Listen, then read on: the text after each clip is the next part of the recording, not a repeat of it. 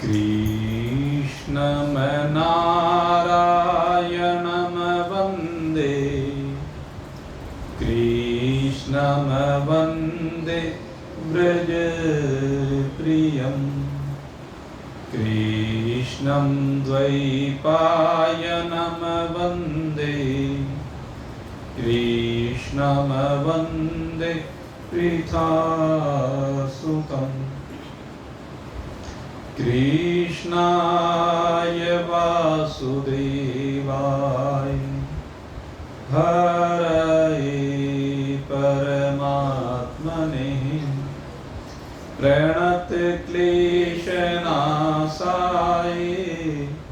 गोविन्दाय नमो नमः। नारायणाय नमो नमः। श्री सद्गुरुदेवाय नमोस्तुते।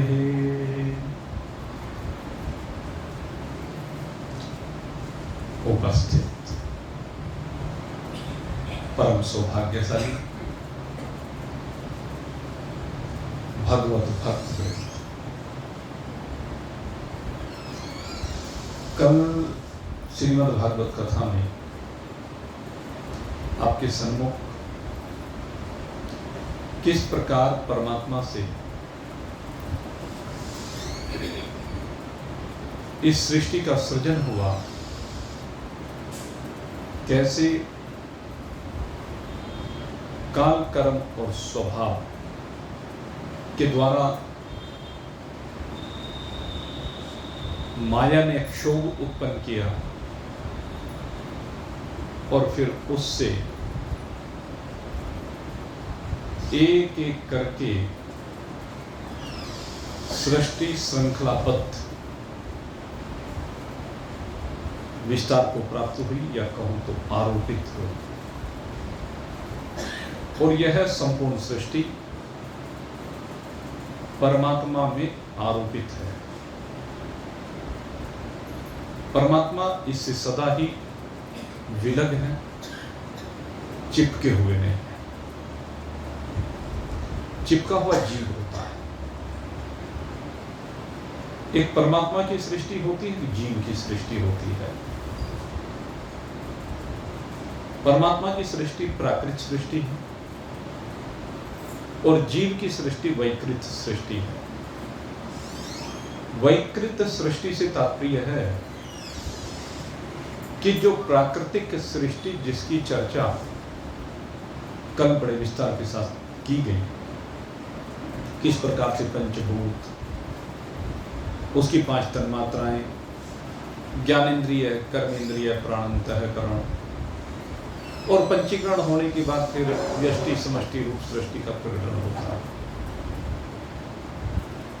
तो जितनी भी प्राकृत सृष्टि है वो परमात्मा बनाते हैं, लेकिन उसके बाद उसको जो रूपांतरित करता है दूसरे रूप में, वो जीव करता है। वो चाहे अपनी आवश्यकता की पूर्ति के लिए हो, चाहे अपने विलास के लिए हो, चाहे खेल के लिए हो, या व्यर्थ यूं ही जैसे व्यर्थ बकवास करते हैं, प्रलाप करते हैं, इसी प्रकार से यूं ही व्यर्थ बस कुछ करना है, इस भावना से हो। तो इस सृष्टि को दूसरे रूप में हम रूपांतरित करते रहते हैं। और कई बार ये जो व्यर्थ कार्य होते हैं, उससे सृष्टि में इतनी हलचल होती है कि वो इन प्राणियों के लिए बहुत घातक हो जाती है और नियम कानूनों से विलग होकर के उसकी क्रियाएं दिखनी प्रारंभ हो जाती है। जिस प्रकार से ध्वनि प्रदूषण हो रहा है, वायु प्रदूषण हो रहा है, शब्द प्रदूषण हो रहा है, जल प्रदूषण हो रहा है, पृथ्वी विकृत होती जा रही है, तो उसके कारण से ग्लोबल वार्मिंग यानी धरती का गर्म होना। धरती का जो टेम्परेचर भगवान ने बना करके भेजा, अब हमने खनन प्रारंभ किया तो खनन प्रारंभ होने से हलचल हुई, और जब हलचल उत्पन्न होगी तो टेम्परेचर बढ़ेगा। इतने वाहन जब धरती पर चलेंगे तो उसके अंदर हलचल होगी तो टेम्परेचर बढ़ेगा। एक स्वाभाविक प्रक्रिया है। मान लीजिए आप अपनी हथेली को देखिए, इस समय अपने चेहरे से लगा के देखेंगे तो आपको टेम्परेचर पता चल जाएगा कि इस समय हथेली वो क्या है। और मैं कहूँ कि केवल 8-10 बार जरा अच्छी तरह से रगड़ करके देखिए और फिर टच करके देखिए तो क्या होगा, हथेलियां गर्म हो जाएंगी। वो अग्नि कहां से आई? ये जो गर्म हुआ, इसका जो अग्नि का प्रकटन हुआ, कहां से हुआ? कहते हैं इस घर्षण के द्वारा, इसके द्वारा जो वाइब्रेशन हुआ है उस सबसे तो हुआ। ये ग्लोबल वार्मिंग है और ये विकृति है। और ये विकृति फिर न तो ठीक प्रकार से वर्षा होती है, वर्षा ना होने से सारी सृष्टि का संतुलन बिगड़ जाता है, जल का संतुलन बदल जाता है, वायु का संतुलन बिगड़ जाता है। आप देखें, ये जितने अंधाधुंध पेड़ काटे जाते हैं और आगे पेड़ नहीं लगाए जाते हैं, उसके पीछे के कारण यह है जनसंख्या वृद्धि। अंधाधुंध जनसंख्या जब बढ़ जाती है तो उनको रहने के लिए स्थान चाहिए, तो उससे पेड़ ही तो कटते हैं। ये सब ग्लोबल वार्मिंग का कारण होता है। मैं ग्लोबल वार्मिंग इसलिए कह रहा हूं कि ये विकृति को समझाने के लिए, कि जीव के द्वारा की गई विकृति है। ये सृष्टि जो भगवान ने बनाई है, प्रकृति जो भगवान ने हमारे सामने प्रकट की, उसमें विकृति ये जीव करता है। तो इस प्रकार से दो प्रकार की सृष्टि हमारे देखने में आती है। जैसे भगवान ने गेहूं बना दिया, भगवान ने तो गेहूं बनाया, लेकिन गेहूं को आगे परिवर्तित हमने आटे के रूप में किया। आगे उस गेहूं से न जाने कितने प्रकार के आइटम हमने बनाए। तो ये जीव की सृष्टि है, इसे जीव की सृष्टि। भगवान ने सूत उत्पन्न किया और मनुष्य ने इसे वस्त्र का रूप दे दिया। इसी प्रकार से अन्य अन्य न जाने कितनी वस्तुएं हैं जो भगवान ने उत्पन्न की हैं, लेकिन उनको हमने अपनी आवश्यकता के अनुसार कहिए उनको ढाल लिया अलग अलग रूपों में। तो ये वैकृत सृष्टि है। भगवान ने दूध दिया हमें, हमने दही बना दी, पनीर बना दिया, मट्ठा बना दिया, मक्खन बना दिया, घी बना दिया। ये जीव सृष्टि है। तो इसी प्रकार से दोनों प्रकार की सृष्टि ये भगवान से उत्पन्न होती है। और इसमें सब चर्चा आपके सामने की है, 14 लोगों की चर्चा की है, नीचे के लोग, ऊपर के लोग।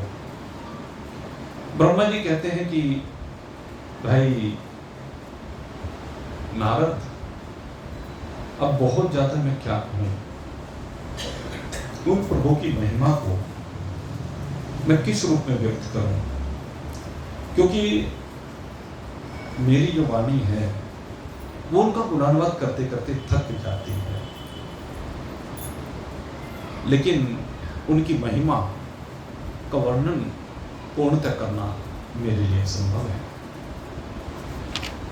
हे नारद, वे प्रभु अजन्मा हैं, वे प्रभु पुरुषोत्तम हैं, माया से बिल्कुल विरहित हैं। जिस माया से सारे संसार की रचना की है, उस माया से मैं बिल्कुल रहित हूं। वो माया उनको छूती नहीं है, जीव को छूती है माया, इसलिए जीव बंधनों में बंधा हुआ है। और अगर यदि जीव भी समझ के द्वारा माया से बाहर निकल जाए तो फिर उसको भी छुएगी नहीं। महान पुरुष अनेक हुए हैं, महान पुरुषों के दरबार में तो ये माया उनके सामने नाचती है, और सांसारिक जीवों में माया के सामने जीव नाचता है। यही संसार का खेल है। महान पुरुष क्योंकि दृष्टा बन जाते हैं, न माम कर्माणि लिम्पन्ति, क्योंकि महान पुरुष कहते हैं कि जितने भी कर्म होते हैं, अब प्राकृत से वैकृत सृष्टि का जो स्वरूप कहा गया है, उसमें जो भी क्रिया होती है वही कर्म कहलाती है। आगे जो भी क्रिया इस जीव के द्वारा की जाए वो सारी क्रिया ही तो है, उनसे तो कर्म की उत्पत्ति होती है। वो जो कर्म होता है, वो जो विकृति होती है, वो सारा कर्म है और उस कर्म से जीव बंध जाता है। लेकिन महान पुरुष होते हैं वो उसमें भी परमात्मा को करता देखते हैं, या परमात्मा को ना देख करके तीनों गुणों को करता देखते हैं, या उसमें प्रारब्ध को करता देखते हैं। इसलिए वो अपने आप को उससे अलग कर लेते हैं और अपने आप दृष्टा भाव उनके अंदर आ जाता है। न माम कर्माणि लिम्पन्ति न मे कर्म फलेस्तः इति माम यो अभिजानाति कर्म भिन्न सबध्यते। कहते वो इसलिए उनको वो कर्म बांधने वाला नहीं होता, वो कर्म के बंधन से विनिर्मुक्त हो जाते हैं। ये सांसारिक प्राणी, इन्हीं में से कोई ऐसा महान पुरुष निकलता है। हे नारद, परमात्मा ज्ञान स्वरूप है, इस अंतर्मात्मा के रूप में बिल्कुल एक रस रूप से स्थित रहते हैं। तीनों कालों में सत्य और परिपूर्ण है, न उनका कोई आदि है न कोई अंत है। वो आदि और अंत से विरहित है, तीनों गुणों से बिल्कुल विरहित है। ऐसी परमात्मा, उन परमात्मा का सबसे पहला जो अवतार होता है, सबसे पहला जो भगवान का प्रकटन है, वो विराट पुरुष के रूप में प्रकटन है। ये जो विराट पुरुष प्रकट हुआ, जिसमें सब कुछ समाया हुआ है, सारा स्थूल जगत जिसमें विराजित है, सारा सूक्ष्म जगत जिसमें विराजित है, और सबके जो कारण रूप से कहे गए, ये ओम की 3 मात्राएं हैं। स्थूल मात्रा आकार को सूचित करती है, सूक्ष्म मात्रा उकार को, और कारण मात्रा मकार को। इसको विश्व तेजस प्राज्ञ रूप से व्यष्टि में कहा गया है, समष्टि में विराट हिरण्यगर्भ और ईश्वर कहा गया है। ये जागृत स्वप्न सुसुप्ति तीनों का प्रतीक होता है। ओम की 3 प्रकट मात्रा है, और इन सब के अंदर विराट पुरुष के रोम में, या सारी सृष्टि के रोम में कहिए, जो बसा हुआ, जो अस्तित्व है जिसका, वो शुद्ध सच्चिदानंद घन ब्रह्म निर्गुण निराकार सत्ता है। वो चिन्मय सत्ता है, चैतन्य सत्ता है। तो सबसे पहला जो अवतार माना जाता है भगवान का, ये विराट पुरुष को ही सबसे पहला अवतार कहते हैं कि विराट पुरुष सबसे पहला अवतार है। जिस विराट पुरुष में आगे सभी कुछ है, कहते उसमें मैं भी हूँ, ब्रह्मा भी है, मैं ब्रह्मा भी हूँ, शंकर भी है, भगवान विष्णु भी है, क्योंकि भगवान विष्णु का ही वो शरीर है। कहते दक्ष आदि प्रजापति भी हैं, नारद तुम जैसे देवऋषि भी हैं, सारे लोकों में जो भी मनुष्य हो, गंधर्व हो, विद्याधर हो, नाग हो, यक्ष हो, राक्षस हो, सांप हो, पितर हो, दैत्य हो, सिद्ध हो, दानव हो, प्रेत, पिशाच, भूत, कुष्मांड, जल में रहने वाले प्राणी हो, मृग हो, पक्षी हो, कहते जो भी कुछ, और बहुत ज्यादा कहने से क्या प्रयोजन है, वो तो सब आप जानते ही हैं, जो भी हैं। कहते वो सब का सब वो परमात्मा में, उस विराट पुरुष में प्रतिष्ठित होता है। इसके अलावा हे नारद, भगवान ने समय समय पर अवतार लिए हैं। ये विराट पुरुष जैसे पहला अवतार है, लेकिन कई बार जब ये सृष्टि जो उन्होंने बनाई है,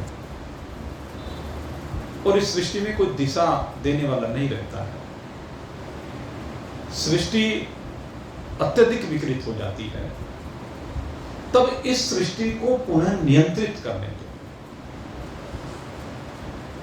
क्योंकि जो उत्पाती लोग होते हैं उनके द्वारा विकृति ही उत्पन्न की जाती है। समय समय पर ये इस तरह की प्रकृति के लोग आते रहते और जाते रहते।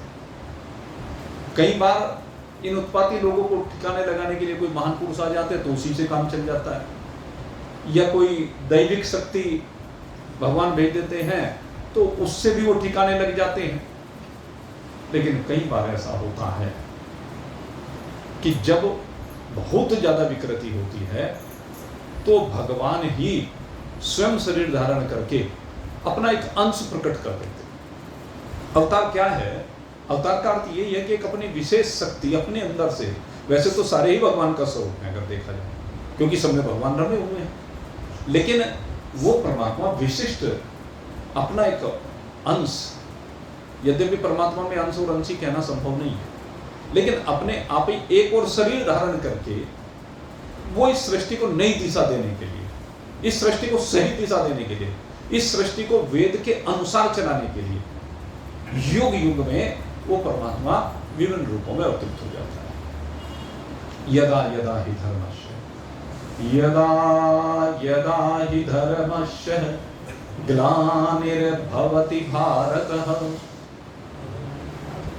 यदा यदा हि धर्मस्य ग्लानिर्भवति भारतः अभ्युत्थानमधर्मस्य तदात्मनां श्रेयाम्यहं परित्राणाय साधूनां विनाशाय च दुष्कृतः धर्म संस्थापनार्थाय संभवामि युगे युगे। गीता में तो इसी रूप में कह दिया, और रामचरित्र मानस में भी इसी को थोड़ा थोड़ा सा अदल बदल करके भगवान के अवतरण को कहा है। जब जब होय धर्म की हानि, जब जब होय धर्म की हानि, बाढ़ई असुर अधम अभिमानी, बाढ़ई असुर अधम अभिमानी। और ये असुर जब आते हैं तो ये क्या करते हैं? सीधहि विप्र धीन सुर धरणी, सीधे यानी कष्ट देना, सीधहि विप्र धीन सुर धरणी। जब ऐसी स्थिति आ जाती है तब भगवान यहाँ पर संसार में इनके ऊपर उपकार करने के लिए भगवान विविध रूप धारण करके यहाँ अवतरित होते हैं। सीधहि विप्रधेन सुर धरणी, तब तब प्रभु धरि विविध शरीरा, हरहि कृपा निधि सज्जन पीरा, हरहि कृपा निधि सज्जन पीरा। जब अत्यधिक विकृति आती है, अब दुष्ट लोग बढ़ जाते हैं, असुर लोग बढ़ जाते हैं, तो यहाँ पर सारे नियम कानून सब ठप हो जाते हैं। यूपी में तो भाई हम सब लोग भुक्त भोगी हैं, नियम कानून नाम की कोई चीज रही नहीं गई थी। बंगाल में यही स्थिति थी, जहां जहां भी आपने देखा कई स्टेट ऐसी हो गई थी जहां पर आतंक अत्याचार, पहले बिहार में भी ऐसी स्थिति हो गई थी। लेकिन जब ऐसी ऐसी स्थितियां होती हैं तब भगवान किसी ऐसे व्यक्ति को भेजते हैं, जब लोग बिल्कुल हाहाकार करने लगते हैं, परेशान हो जाते हैं, कि वो आकर के व्यवस्थाओं को ठीक करें। वही पुलिस है। आपने देखा यूपी में भी, आपने अभी बंगाल में देखा, पुलिस तो वही है।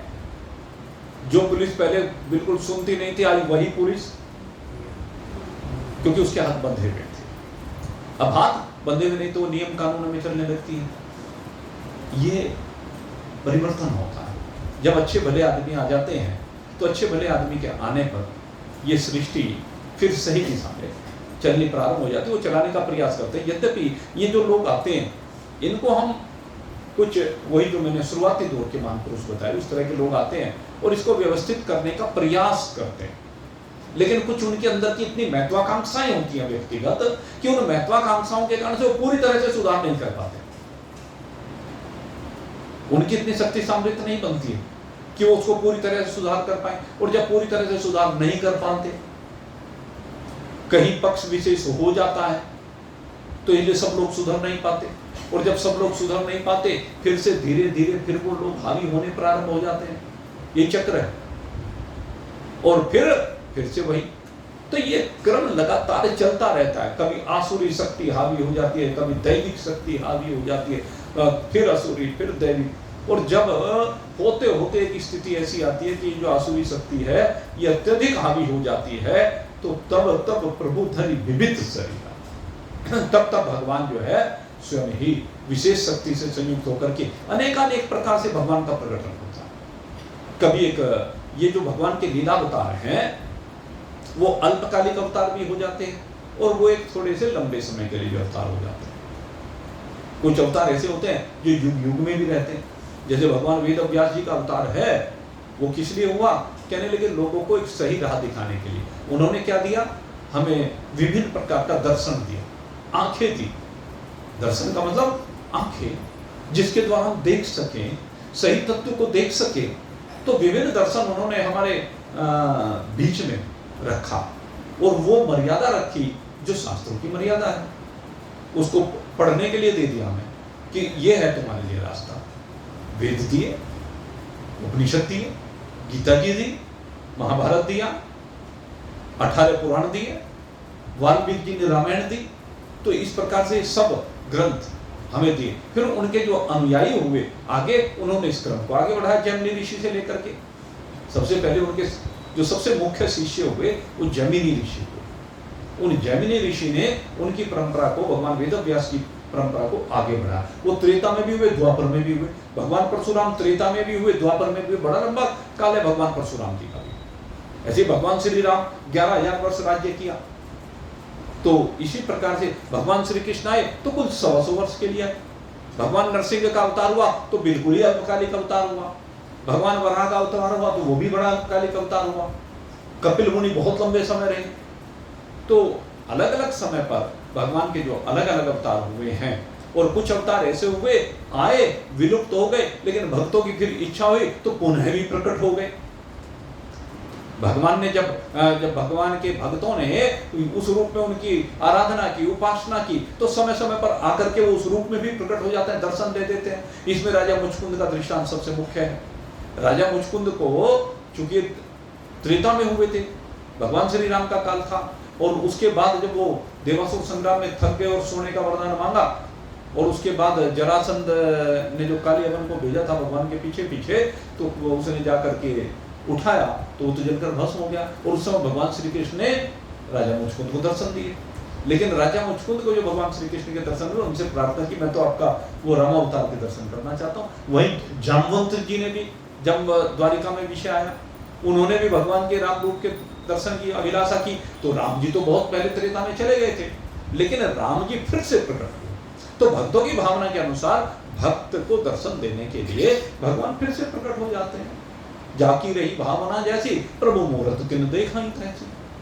तो इस प्रकार से अब ब्रह्मदेव नारद जी को विभिन्न अवतारों के बारे में चर्चा कर रहे हैं कि कौन कौन से अवतार। वैसे तो हमने इसकी चर्चा आपसे पहले भी एक बार हो चुकी है। इसमें अवतारों की चर्चा पहले कर चुके हैं कि भगवान के जो अवतार होते हैं भगवान वेद व्यास ने की। लेकिन यहाँ पर पुनः वो चर्चा की गई है कि भगवान वराह शरीर धारण करके पृथ्वी का उद्धार करते हैं। रुचि प्रजापति की पत्नी आकुति के यहाँ करके भगवान यज्ञ के रूप में अवतार, यज्ञ भगवान का अवतार होता है। और दक्षिणा नाम की उनकी जो पत्नी होती है, वो उससे सुयम नाम के देवताओं को उत्पन्न किया जाता है। और इसी अवतार को हरि नाम से पुकारा गया, यज्ञ भगवान को हरि नाम से भी पुकारा गया है। ये देवहूति के यहाँ में भगवान कपिल बन करके आए, आत्मज्ञान का उपदेश दिया, सांख्य शास्त्र का उपदेश दिया।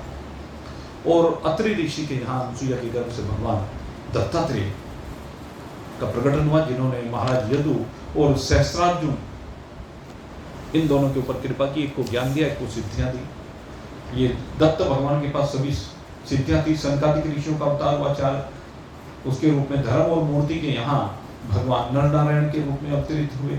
इसी प्रकार से ध्रुव के वंश में भगवान पृथु के रूप में अवतरित हुए। ये बड़ा दिव्य अवतार हुआ। ये जो पृथु अवतार हुआ, इसकी चर्चा वैसे तो आगे विस्तार से इन सभी अवतारों की आएगी। वैसे तो ये पृथु एक बड़ा दिव्य ऐसा अवतार, ये किस लिए हुआ कि जब शुरुआत में सृष्टि का बनने का चक्र चल रहा था, तो ये पृथ्वी जो हुई थी बड़ी उबड़ खाबड़ सी उत्पन्न हुई थी, समतल भूमियाँ नहीं थी। तो लोग यूं ही कबीलों में बनाकर कहीं 100 आदमी मिलकर के रहने लगे, कहीं 500 आदमी, कहीं 1000 आदमी, इस तरह छोटे छोटे कबीलों में रहा करते थे। तो फिर भगवान ने इस अवतार में आकर के इस पृथ्वी का दोहन किया, इसका समतलीकरण किया। ये जो हमारा क्षेत्र जो समतल दिखाई दे रहा है, इसके पीछे कारण यही है इसका समतलीकरण ये पृथु भगवान ने किया। इसी वजह से इस धरती का नाम पृथ्वी, पृथु भगवान के नाम से इसका नाम पृथ्वी पड़ा है। एक अवतार जो है जो दूसरे पुत्र प्रियव्रत हुए स्वयंभुमनु के, तो उनके यहाँ भगवान नाभि के पुत्र ऋषभ देव के रूप में आए। ऋषभ देव भगवान का अवतार हुआ। एक अवतार भगवान का हैग्रीव के रूप में हुआ, हैग्रीव दैत्य का वध करने के लिए। समुद्र मंथन के समय भगवान के अवतार हुए, कच्छप रूप में अवतार हुआ, धन्वंतरी रूप में अवतार हुआ, विष्णुमोहिनी रूप में अवतार हुआ। जब प्रलय आ रही थी तो उस समय मत्स्य रूप में अवतार हुआ। प्रहलाद के लिए भगवान नरसिंह बन करके आए और गज की पुकार सुन करके भगवान ने हरि रूप में अवतार लिया। और बलि महाराज के यहाँ 3 पग भूमि मांगने के लिए भगवान वामन अवतार को धारण करते हैं। इसी प्रकार से भगवान आगे जाकर के परशुराम जी का अवतार धारण करते हैं, भगवान वेदव्यास जी का अवतार धारण करते हैं। इस परशुराम अवतार में उन्होंने बड़ा दिव्य एक, वैसे तो ये ब्राह्मण शरीर में अवतार हुआ भगवान का, लेकिन इसमें इन्होंने शास्त्र के साथ शस्त्र को प्राथमिकता दी। तो 21 बार इस अवतार में उन्होंने पृथ्वी को क्षत्रिय विहीन किया। क्षत्रिय विहीन से मतलब दुष्ट क्षत्रियों को, वो नहीं कि सबको एक तरफा। अगर यदि सबको करते तो सब में तो महाराज दशरथ भी थे, महाराज जनक भी थे, लेकिन जो धर्मात्मा थे उनको कभी कुछ नहीं कहा। भगवान परशुराम की विशेषता है, उन्होंने लोक धर्म की स्थापना करने के लिए इस अवतार को लिया। वो तो भाई लोग अपने अपने हिसाब से कोई कुछ भी, किसी के ऊपर भाई कोई भी टिप्पणी करना, आज के युग में, इस कलयुग में एक बहुत सहज हो गया, भगवान के ऊपर भी टिप्पणियां करनी शुरू कर दी। अरे भगवान जाति से परे होते हैं भाई। अब जब उनको अवतार लेना तो किसी के हाथों अवतार लेंगे। अब वो तो कहीं भी जहाँ योग्य भक्त होता है, जिसको वरदान दे रखा होता है, तो उसके यहाँ भगवान अवतरित हो जाते हैं। ऐसे ही जमदग्नि जी के यहाँ भगवान परशुराम के रूप में अवतरित हुए और इन्होंने 21 बार इस पृथ्वी को ब्राह्मणों को दान में दिया। इतने बड़े दानवीर भी थे। जो ब्राह्मणों का एक बहुत बड़ी बात जो जब चर्चा होती है कि दान लेना ही धर्म नहीं है, दान देना भी धर्म है। दान लेना और दान देना दोनों कर्म है। तो परशुराम जी ने उस कर्म को किया, सदा वैरागी रहे। इसके बाद भगवान श्री राम का अवतार हुआ 4 भाइयों के रूप में, और इस कलयुग में द्वापर युग में भगवान बलदाऊ के रूप में और श्री कृष्ण भगवान के रूप में अवतार हुए, अवतरित हुए हैं। और कलयुग में भगवान जो है क्या नाम, ये बुद्ध भगवान बनकर के आए, बुद्ध के रूप में भगवान का अवतार हुआ है। और एक अवतार अभी शेष है जिसको हम कल्कि अवतार कहते हैं, वो विष्णु यश ब्राह्मण के यहाँ मुरादाबाद के संभल गांव में वो होगा। कब होगा? जब कलयुग अपनी पराकाष्ठा पर। आज नहीं, अभी नहीं होगा, ये मैं आपको बता दूं। अभी इसमें लगभग 4 अरब और 26-27 करोड़ वर्ग को 4,26,27,000 साल बाकी है। वो मैं पूरी कल्प की बात कर रहा हूं, ठीक है। तो इस तरीके से वो अवतार तब होगा, अभी नहीं। इस प्रकार से भगवान के जो ये विभिन्न अवतार हुए हैं, ब्रह्मदेव नारद जी से कहते हैं कि इन अवतारों में भगवान ने अनेक भक्तों के ऊपर कृपा की है, जिनकी चर्चा इस भागवत में आगे विस्तार से की जाएगी। क्योंकि ये तो अभी सिर्फ एक, जैसे वो कह देते हैं ना, अनुकर्मणिका होती है। पहले किसी भी पुस्तक में अनुकर्मणिका होती है, तो उसी प्रकार से इन 24 अवतारों की चर्चा की है पहले कि ये अवतार हुए। अब इनकी जो कथाएं हैं, जो भक्तों के ऊपर उपकार है, उसकी चर्चा भगवान आगे करेंगे। अब जो 8वां अध्याय इसका आ रहा है, इस 8वां अध्याय में अब परीक्षित जी अपनी जिज्ञासा प्रकट कर रहे हैं। परीक्षित जी का भय तो समाप्त हो गया। इस उपदेश से सृष्टि विषय को सुनने के बाद उनका भय समाप्त हो चुका है। जो मरने का भय था वो सब समाप्त हो गया। तो अब वो केवल भगवान में चित्त को रमाने के लिए अब भगवान की कथाओं को सुनना चाहते हैं, अपने समस्त संशयों की निवृत्ति चाहते हैं, किस प्रकार से ब्रह्म स्वरूपता में स्थिति हो उसकी चर्चा करना चाहते हैं। और उसी के लिए अब उनके अनेकानेक प्रश्न हैं। सबसे पहले वो कहते हैं कि हे प्रभु, हे श्री सुखदेव जी, आप तो वेद वेदताओं में श्रेष्ठ हैं, इसलिए मैं आपसे जानना चाहता हूं कि जो भगवान का निर्गुण स्वरूप है और जो सगुण स्वरूप है और उसमें जो लीलाएं हैं। कहते मैं चाहता हूं कि आप मुझे ऐसा उपदेश करें कि बस मैं इस निर्गुण सगुण दोनों की सीमा से बाहर निकल करके आसक्ति से रहित होकर के बस मन को भगवान में तन्मय कर दूं। तादात्म्य संबंध होता है। तादात्म्य संबंध माने एक रूपता का संबंध, जब दोनों मिलकर के एक हो जाए। कहते बस मेरे लिए तो ऐसा उपाय करो कि अब भगवान की जो लीलाएं हैं इनका श्रवण करते करते मैं भगवान में ही प्रकट हो जाऊं, भगवान में ही लय हो जाऊं, भगवान मेरे अंदर प्रकट हो जाए। हे प्रभु, मैं आपकी कृपा चाहता हूं जिससे मेरे अंदर का जो मैल है, जो हृदय में गंधलापन है, वो सारे का सारा नष्ट हो जाए। आप मेरे ऊपर कृपा कीजिए। हे प्रभु, आप तो चूंकि भगवान के स्वरूप को जानने वाले हैं, मैं अब कुछ विषयों को आपसे जानना चाहता हूं। महाकल्प क्या होता है, कल्प क्या होता है, भूत भविष्य वर्तमान काल का अनुभव किस प्रकार से किया जाता है। प्रश्न देखना कितने विचित्र विचित्र प्रश्न इसमें आएंगे और भगवान एक एक करके सबका उत्तर देंगे। ये जितने प्रश्न हैं इन सभी का उत्तर भगवान इस पूरी श्रीमद् भागवत में इन प्रश्नों का ही उत्तर है। वो उसमें समझाने के लिए अनेक दृष्टांत भी आएंगे, भक्तों की कथा भी आएगी। तो विभिन्न प्रकार से उन सब की चर्चा इसमें होगी। महाकल्प, अवंतर कल्प, कल्प, भूत भविष्य वर्तमान काल, इन सब का अनुमान किस प्रकार किया जाता है। एक ये जानना चाहता हूं कि ये जो स्थूल देहधारी जीव है, मनुष्य है मान लीजिए, कहते इनकी आयु क्या बंधी हुई है, क्या ये आयु निश्चित लेकर के आते हैं। हे प्रभु, काल की सूक्ष्म गति और काल की गणना, इसको मोटी सी भाषा में कह लीजिए, काल की गणना किस किस प्रकार से आप आगे तीसरे स्कंद में सुनेंगे। आपको सुनकर के आश्चर्य होगा, आज तक तो विज्ञान वहां तक पहुंच भी नहीं पाया जितनी गहराई में ये भागवत में वर्णित है। काल की गणना हम तो सेकंड, माइक्रो सेकंड वगैरह वगैरह इस तरह करते हैं, और यहाँ पर जो गणना की गई वो उससे भी नीचे, इतनी छोटी इकाई जिसकी कल्पना भी नहीं की जा सकती, पलक झपकने में देर लगती है, इस तरह की इकाइयों की चर्चा इसमें आएगी। तो वो सब पूछना चाहते हैं कि काल की जो सूक्ष्म गति है, त्रुटि आदि, और स्थूल गति है, स्थूल माने ऊपर तक, ऊपर कहाँ तक, ब्रह्मा जी के दिन तक। आखिर ब्रह्मा जी की पूरी आयु तक 100 वर्ष, 4 अरब 32 करोड़ वर्ष का दिन होता है, और उससे ऊपर फिर 100 वर्ष की उनकी आयु है। तो उस सब के बारे में मैं जानना चाहता हूं। और साथ साथ विविध कर्मों में जीवों की कितनी और कैसी गतियां होती, ये जीवों की कितनी गतियां होती, कितने प्रकार की गति होती है, यहां से शरीर छोड़ने के बाद कहां कहां किस किस प्रकार से जाता है, क्या क्या, वो सारी चर्चा है, उन गतियों की चर्चा परीक्षित जी जानना चाहते हैं। और कितनी होती है और कैसी होती है, वो सारा का सारा विषय आप मुझे बताइए। देव योनि, मनुष्य योनि, इनके बारे में जानना चाहता हूँ, किस प्रकार से प्राप्त होती हैं।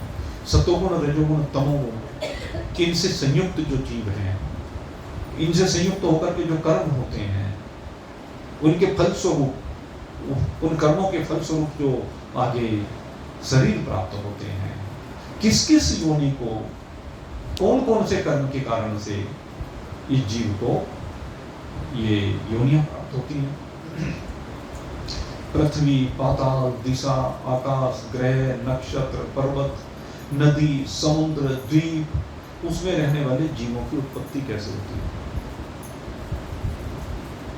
ब्रह्मांड का परिमाण कितना, ये जो ब्रह्मांड बना है, जो विराट पुरुष का स्वरूप है, इसका परिमाण कितना है, क्योंकि ये सीमाबद्ध है। भगवान तो अनंत है, लेकिन ये ब्रह्मांड एक सीमा में बंधा है, तो इसका परिमाण कितना है। ये भी जानना चाहते हैं। ये बाहर कितना है, भीतर कितना है। अब बाहर की तो कल्पना भाई फिर वही आ जाएगा, उसको तो कौन बता सकेगा, लेकिन अंदर की तो बता ही सकते हैं। अब इस जो हमारी पृथ्वी से बाहर की कल्पना बताओ कहाँ तक कर सकते हो? अनंत ही अनंत है, जहाँ तक जाएं। कितना अंतरिक्ष, कितना अंतरिक्ष, ये हमारी समझ से परे है। तो वही बात ब्रह्मांड के बारे में पूछ रहे हैं परीक्षित जी। साथ ही साथ कहते हैं कि महान पुरुषों के चरित्रों की आप चर्चा करें, वर्ण आश्रम का जो भेद है उसको बताएं, धर्म का निरूपण आप भली प्रकार करने में समर्थ हैं वो करें, युगों के भेद बताने, उनके परिणाम बताने, अलग अलग धर्म, भगवान के विभिन्न अवतार, उनके जो आश्चर्यमय चरित्र हैं, उन सबको मैं जानना चाहता हूँ। मनुष्यों के साधारण धर्म क्या है और विशेष धर्म क्या है, शरीर धर्म, लोक धर्म, परम धर्म, इन सब की चर्चा मैं जानना चाहता हूँ। और जो विभिन्न व्यवसाय वाले लोग हैं, राजऋषि हैं, विपत्ति में पड़े हुए लोग हैं, उनके लिए भी धर्म का उपदेश आप कीजिए। ये लोकहितकारी प्रश्न है, अपने लिए नहीं केवल, लेकिन लोकहित के लिए। वैसे तो सही बात ये बताएं, जो भी शास्त्र लिखे गए हैं उसमें जिस महान पुरुष ने भी जो जिज्ञासा व्यक्त की है वो लोकहितकारी ही, लोक के कल्याण के लिए ही। आप कभी भी देखना, जब महान पुरुष जवाब देते तो उसमें यही कहते कि तुमने लोकहित के लिए बड़ा अच्छा प्रश्न किया। तो यहां भी यही बात कह रहे हैं कि लोकहित किस प्रकार से हो, उसकी चर्चा। विभिन्न जो तत्व हैं उनकी संख्या कितनी है, उनका स्वरूप क्या है, उनका लक्षण क्या है, उनके गुणधर्म क्या हैं, भगवान की आराधना कैसे की जाती है, अध्यात्म योग की विधि क्या है। अध्यात्म योग परमात्मा से मिलने का योग, उसकी क्या विधि है, क्या कैसा स्वरूप है, और जो योगेश्वरों के ऐश्वर्य हैं वो किस प्रकार से प्राप्त होते हैं, उसके बाद कौन कौन सी गति होती है। ये स्थूल शरीर तो चला जाता है, लेकिन इसके बाद ये सूक्ष्म शरीर जो रह जाता है, वो सूक्ष्म शरीर कैसे निवृत्त होता है। अब यहाँ से जब जीव जाता है तो स्थूल शरीर को तो यहाँ छोड़ जाता है, लेकिन सूक्ष्म शरीर और कारण शरीर साथ में चला जाता है। तो कहते हैं वो जो सूक्ष्म शरीर है, जिसको लिंग शरीर भी कहा जाता है, कहते हैं उसका लय कैसे होता है, क्योंकि ज्ञान होने के बाद उसका ही तो लय करना है असली तो, क्योंकि जब तक वो रहेगा तब तक तो भाई चक्र चलता रहेगा, जब तक वो रास्ते से नहीं हटेगा तब तक भाई चक्र चलना बंद नहीं होगा। वेद, उपवेद, धर्मशास्त्र, इतिहास, पुराण, इनका स्वरूप, इनका तात्पर्य क्या है, वह भी आप बताइए। समस्त प्राणियों की जो उत्पत्ति, स्थिति, प्रलय है वो कैसे होती है वो बताइए। उसके बाद कहा कि ये जो प्राणी स्मार्त कर्म करते हैं, इष्टापूर्त कर्म करते हैं, कहते तो उनके बारे में बावड़ी खुदवाना,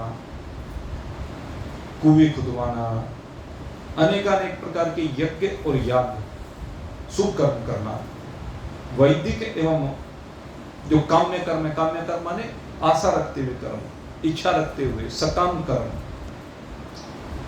उनके बारे में धर्म अर्थ काम साधनों की विधि क्या है, और जो प्रलय हो जाती है तो उस समय जीव प्रकृति में लीन रहते हैं, और फिर इनकी उत्पत्ति कैसे होती है। आपने जो बताया कि एक कल्प के बाद दूसरा कल्प उत्पन्न होता है, पाखंड के बारे में बताएं। और फिर कहा कि एक ये जानना चाहता हूँ कि आत्मा का बंधन कैसे होता है और मोक्ष कैसे होता है। क्या आत्मा का बंधन होता है, ये जिज्ञासा है, क्योंकि लोक में प्रचलित है। लोक में तो आत्मा का बंधन कह दिया जाता है, यद्यपि वो बंधन जीव का है, आत्मा का नहीं। जीव ही यहाँ पर आकर के बंधता है, और उसका मोक्ष कैसे होता है, इन दोनों के स्वरूप आप बताइए। मोक्ष की स्थिति क्या है, और भगवान तो परम स्वतंत्र है, साक्षी है, उदासीन है, फिर माया से किस प्रकार इस ब्रह्मांड में क्रीड़ा करते हैं। मैं आपसे पूछ रहा हूं, मैं आपकी शरण हूं, इसलिए पूछ रहा हूं। आप कृपा करके जो मैंने पूछा है वह सब, और जो मैं नहीं पूछ पाया, एक बात और भी चाहते क्या कि समग्र ज्ञान को प्राप्त करना चाहते हैं परीक्षित जी। इसलिए कहते जो मैं मेरी बुद्धि में आया वो मैंने आपसे पूछ लिया, लेकिन ऐसी भी तो चीजें हैं जो नहीं पूछ पाते। कई बार हम लोग किसी महान पुरुष के पास जाते हैं शंका समाधान करने के लिए, अब 10 विषय लेकर के जाते हैं, लेकिन जब वहां जाते हैं तो भूल जाते हैं। एक दो जो मुख्य बात होती है वो पूछ लेते हैं, बाकी भूल जाते हैं। तो इसीलिए परीक्षित जी ने कहा कि मैं सब कुछ तो पूछने में समर्थ नहीं हूँ, आप तो सर्वज्ञ अंतर्यामी हैं, आप सब कुछ जानते हैं, इसलिए मैं चाहता हूँ समग्र सब कुछ आप मुझे बता दीजिए। जो परंपरा से चला आ रहा ज्ञान है, हे प्रभु आप मुझे बता दीजिए, और आप मेरी इस बात की चिंता मत करना। देखो एक बहुत बड़ी बात यहाँ पे कि भूख प्यास, कहते मुझे भूख प्यास की चिंता नहीं रही, क्योंकि मुझे पता है 7 दिन काल भी मेरा कुछ नहीं बिगाड़ सकता, इसलिए 7 दिन तो शरीर का रहना ही है, इसलिए मुझे भूख प्यास की कोई चिंता नहीं, मुझे कुछ खाना पीना नहीं, इसलिए अनशन व्रत तो धारण कर लिया। इसलिए आपके मुखारविंद से बस निकलने वाली अमृतमय वाणी का मैं श्रवण करना चाहता हूँ, उन लीलाओं का श्रवण करना चाहता हूँ, उस कथा का श्रवण करना चाहता हूँ। सूत जी कहते हैं जब इस प्रकार से परीक्षित जी ने निवेदन किया, तो परीक्षित जी के निवेदन करने पर अब सूत जी यहां से आगे कथा की पहले भूमिका बनाएंगे, और कथा की भूमिका बनाने के बाद फिर कथा का शुभारंभ करेंगे। चल तो कथा ही रही सारी, लेकिन अब विधिवत रूप से, क्योंकि भागवत के वैसे तो 12 स्कंद है, मैं आपको बताऊं, लेकिन इसमें भागवत के लक्षण 10 होते हैं। ये जो पहले 2 स्कंद हैं ये भूमिका के रूप में माने जाते हैं, यद्यपि दूसरे स्कंद में ही परीक्षित का भय जाता है, जो भय उसके मन में बैठा था। ये जो ध्यान योग की चर्चा हुई, ये भगवान के स्वरूप की चर्चा हुई, विराट पुरुष की चर्चा हुई, सृष्टि की उत्पत्ति की चर्चा हुई, कैसे कैसे प्राकृतिक सृष्टि बनती है भगवान से, तो ये सारी चर्चा सुनने के बाद परीक्षित जी का भय तो यही जाता रहा। अब भय नहीं है, अब तो वो निरंतर उस लीला में डूबा रहना चाहते। जैसे मान लीजिए जो किसी को जो अपने स्वरूप का बोध होता है, महात्मा लोग होते हैं जैसे आपने देखा होगा, जो अपने स्वरूप में विराजमान हो गया, आत्मा परमात्मा के साथ एकता का उनको बोध हो गया है, अनुभूत हो गया है, उसके बाद में आपने देखा कि वो संसार में विचरण तो फिर भी करते हैं, रोटी तो फिर भी खाते हैं, वस्त्र तो फिर भी पहनते हैं, कोई आता है तो उसको उपदेश भी देते हैं, सब तरह के भाव होते हैं ना। तो वो कब तक होते हैं? कहते हैं जब तक शरीर होता है तब तक वो भाव बने रहते हैं, तब तक वो पुरुषार्थ उनके शरीर से होता हुआ दिखता रहता है, यद्यपि उस पुरुषार्थ में उनका अटैचमेंट नहीं होता,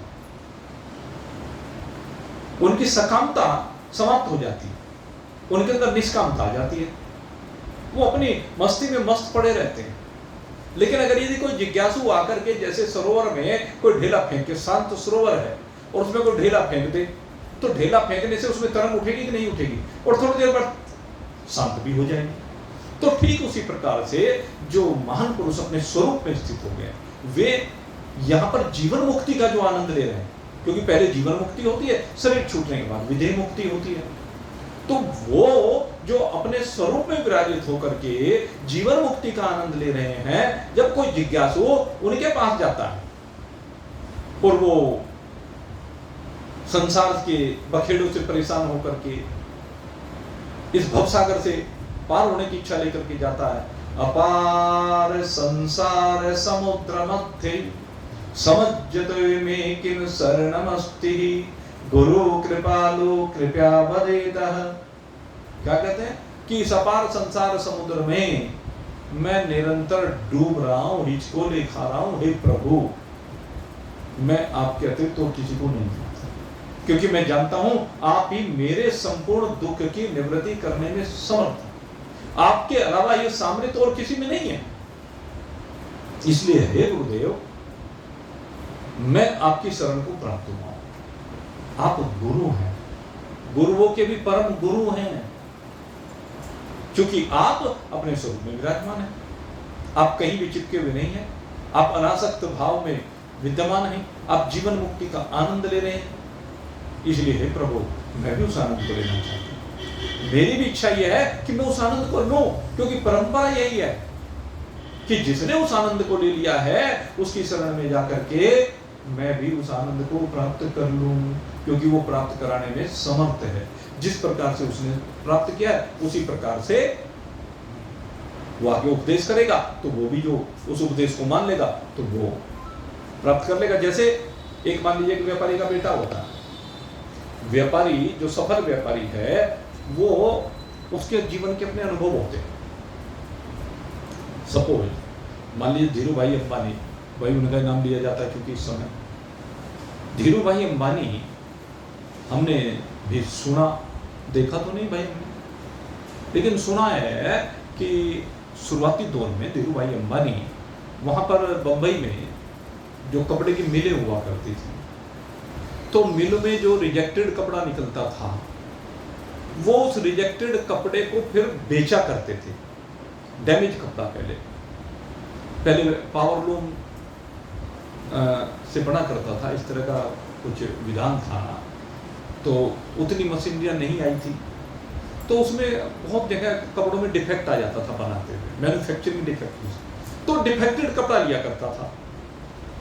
और कुछ लोग तो ये भी कहते हैं कि वो जैसे ये फेरी वाले होते हैं, स्टार्टिंग यहाँ से की, लेकिन वो उसमें आगे निकलता चला गया, उस काम को बढ़ाता चला गया। पहले उसने उसकी गहराई में गया और गहराई में जाकर के उसने समझना शुरू किया, और समझते समझते उसने उस व्यापार को इतना बढ़ा दिया कि आखिर में कहते वो उसने कपड़े का मिल ही लगा दिया। कहते सबसे पहले धीरू भाई अंबानी ने कपड़े का मिल ही लगाया।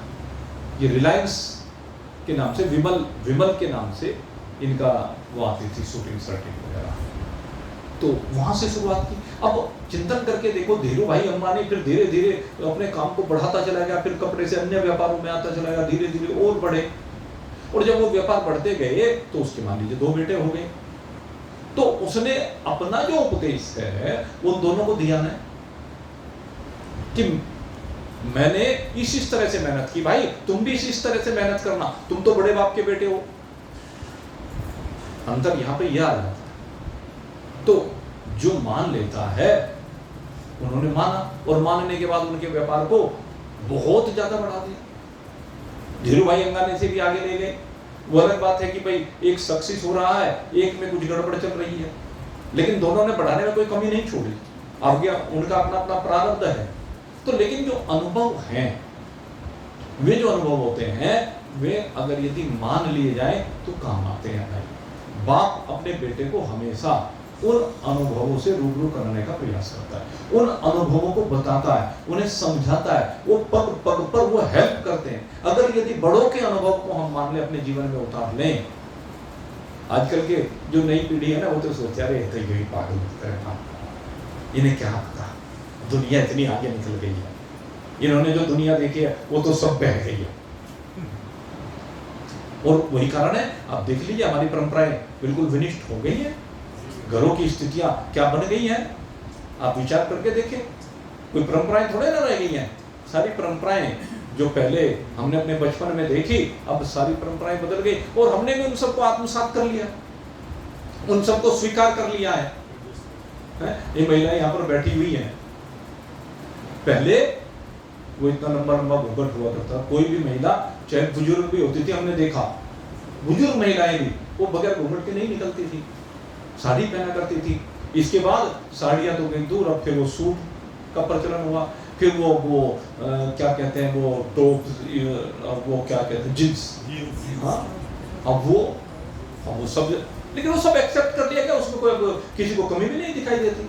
शुरू में बहुत दिक्कत हो, अगर किसी ने ऐसा कर लिया तो एकदम, कोई लड़की अगर साइकिल लेके चलती ना, अरे करो, इसके ऊपर निकल गए, वो भी दिन हमने देखे। और अब तो भाई स्कूटर, मोटरसाइकिल, गाड़ियां सब, तो कोई दिक्कत नहीं, उसको सबको एक्सेप्ट कर लिया। जब कोई परिवर्तन होता है तो उस समय दिक्कत मानते हैं, लेकिन ठीक है, ये बदलाव है, इस बदलाव के साथ बदलना भी है, लेकिन जो हमारी परंपराएं हैं, जिनसे हमें जीवन जीने की कला मिली है, जो हमारे उस समय के अनुभव हैं, वो भाई, वो ओल्ड इज गोल्ड जो कहावत है ना, वो भी साथ साथ चलती है। उस कहावत को हमें भूलना नहीं चाहिए। जो पुराना अनुभवी व्यक्ति है, अच्छा, नए संसार का जो निर्माण वो किया किसने, जरा कभी सोच के बताओ। एक बार मेरे एक इंजीनियर से बात हो रही थी, हमारा एक भतीजा है, तो वो इंजीनियर है। मैंने कहा तेने जो टेक्निक पहले पढ़ रखी है, आपसे मान लीजिए वो 20-22-25 साल पहले इंजीनियर बन गया, अब वो 20-25 साल पहले जो इंजीनियर बना, तो मैं एक दिन वैसे उससे पूछ रहा था, भाई आगे रोज नई नई टेक्निक आ रही, तो मैं कौन पूछेगा आगे? कहने चाचा जी एक बात तो बताओ। मैंने कहा क्या? कहने ये टेक्निक ला कौन रहा? ये टेक्निक हम ही तो ला रहे हैं। रोज जो हमारे अनुभव है, उन अनुभवों की से आगे नई नई खोज हम ही तो पैदा कर रहे हैं। हम तो उनको पहले से जानते हैं, अगले वालों को सिखा रहे हैं हम। अब जो कोई लाभ लेना चाहे तो ले ले, नहीं लेना चाहे तो ना ले। बात यही तो है। अगर बड़ों की बात मान लेते हैं तो वो सदा हितकारी होती है। मात पिता और गुरु की वाणी, बिनहु विचार करहि शुभ जानी। गोस्वामी जी ने यही बात कही, कहते माता पिता और गुरु की जो वाणी होती है, बिना ही विचार किए करिए शुभ जानी। उस बात को कर दीजिए, पूछने की जरूरत नहीं, समझने की जरूरत नहीं। जो वो कह रहे हैं वो हितकारी वचन है, इसलिए उनको मानना चाहिए। और भाई जो ना माने कोई बात नहीं, ठोकर खा के मान लेगा। ठोकर खाने के बाद वो कहेगा अपने आप ही। इसलिए जीवन को अगर सुख में बनाना है तो सुखदेव जी कहते हैं, हे परीक्षित, जिन भी महापुरुषों ने अपने जीवन को सुख में बनाया, उन्होंने ऊपर वाले की बात मान करके, जितने भी शिष्य इस जीवन मुक्ति का आनंद ले पाए हैं और आगे विधेय मुक्त हुए हैं, उन्होंने गुरुओं की वाणी को जो का तो माना। वो भटकते नहीं। देखो समस्या क्या होती है, भटकाव में समस्या होती है। आप जब इधर उधर भटकते फिरते हैं ना, तब गड़बड़ होती है। 100 तरफ भटकने की आवश्यकता नहीं होती। ब्रह्म ज्ञान, ये जो ब्रह्म विद्या है, इसमें भटकाव को ही तो दूर करना है। भाई ज्ञान तो एक ही है। अब जैसे मान लीजिए सोना है, सोना तो यहां से खरीदो या मुंबई से खरीदो या दिल्ली से खरीदो, सोना तो सोना ही है। जहां भी जाओगे 99 वो क्या कहते हैं 999.99 वो टंच का हिसाब इस तरह होता है। तो इतना शुद्ध होता है। कब किसी से ले लो आप, उसे कहीं बेच लो आप, एक ही भाव है। 100-200 रुपए कम बढ़ती, लेकिन चीज तो एक ही है वही। तो ऐसे ही भाई ज्ञान किसी भी महान पुरुष से ग्रहण कर लो, ज्ञान का स्वरूप तो एक ही है। अब अगर यदि आज एक जगह, कल दूसरी जगह, परसों तीसरी जगह, फिर चौथी जगह, फिर पांचवी जगह, फिर और जी वहां भी जाएंगे, वहां भी जाएंगे, वहां भी पता करेंगे, वहां पता करेंगे, वो भटकता ही रहे। इस चित्त को एकाग्र करने की आवश्यकता है और एकाग्र होकर के एक जगह बैठने की आवश्यकता है। इस ज्ञान का स्वरूप तो वही है। सबके शरीर 5 ही भूत से बने भाई। सबके शरीर में चैतन्यता देने वाला, स्फूर्ति देने वाला, उसको अस्तित्व देने वाला, उसका आधार अधिष्ठान एक ही परमात्मा है। वो आज समझ लो या जन्म जन्म के बाद समझ लेना, क्योंकि जन्म जन्म मुनि जतन कराई, अंतराम के भावत राय। जन्म जन्म मुनि जतन कराते हैं और फिर भी राम जी आखिर में आगे नहीं देते। क्यों? क्योंकि बात मानते नहीं। जो मान लेते हैं उनका तो चुटकी बजाते काम हो जाता है। अब देखो आप, परीक्षित जी का भ्रम तो कितने देर में दूर हो गया। अगर यदि हम सोच के देखें, ये जो दूसरे स्कंद का ज्ञान है, 1 घंटे 2 घंटे में ज्ञान दे दिया गया और उसकी समझ में आ गया। क्यों? क्योंकि उसने पहले से सत्संग किया हुआ था। जब वो राजा था तब भी महान पुरुषों के संग में रहता था, उसको बहुत कुछ ज्ञान था। तो जैसे आकर के बस एक चिंगारी की बात थी, जैसे चिंगारी मिली, घास जल करके भस्म हो गया, सारा कूड़ा कचरा जल करके भस्म हो गया। वो चिंगारी दे दी सुखदेव जी ने। तो इस प्रकार से ये मानने की बात है भाई। तो सुखदेव जी यही समझा रहे हैं कि हे परीक्षित जी, ये जो ज्ञान ब्रह्मा जी ने भगवान नारायण से प्राप्त किया, चतुश्लोकी भागवत का ज्ञान, वो अब मैं तुम्हें बताता हूँ। ये ज्ञान वो ज्ञान है जो अंतिम ज्ञान है, जिससे सब कुछ का प्रकटन हुआ है। अब इस चतुश्लोकी भागवत के उपदेश का ज्ञान मैं कल को आपके सामने रखेंगे। अब तो समय हो गया पूरा। ब्रह्मा जी भगवान से चतुश्लोकी भागवत का ज्ञान प्राप्त करते और ये कैसे फिर आगे कर्म बढ़ता है, उसकी चर्चा भी की जाएगी। और तब तक के लिए भाई जयराम जी की। और कल जैसे कि आपको मालूम है द्वादशी तिथि है, तो द्वादशी को वो जो हमारा कार्यक्रम है हमारा माता अन्नपूर्णा का प्रसाद, दिन में लाला जी की दुकान पर और रात को यहाँ पे भाई, तो वो यथावत होगा। आगे अभी सत्संग अभी तो चलेगा, रविवार तक ये सत्संग चलेगा और उसके बाद अग्रवाल धाम की कथा होगी, फिर वो बता दूंगा मैं आगे जैसा भी सिस्टम रहेगा। ठीक है, अभी तो चूँकि 3 दिन का सत्संग और है और कल तो भाई वहाँ भी जाना है दासी वाले मंदिर में, 6 बजे चलेंगे। अगर किसी को चलना हो तो वहाँ भक्तमाल की कथा चल रही है, तो वहाँ भी थोड़ा सा सत्संग करके आ जाएंगे, तो समय पे आ जाएंगे। ये हो सकता है दरवाजा खुलने में 10-5 मिनट, 7:15 के बजाय 10-5 मिनट आगे हो जाए, तो उससे ज़्यादा कुछ नहीं होगा, समय पे आएगा। बोलिए सच्चिदानंद भगवान की।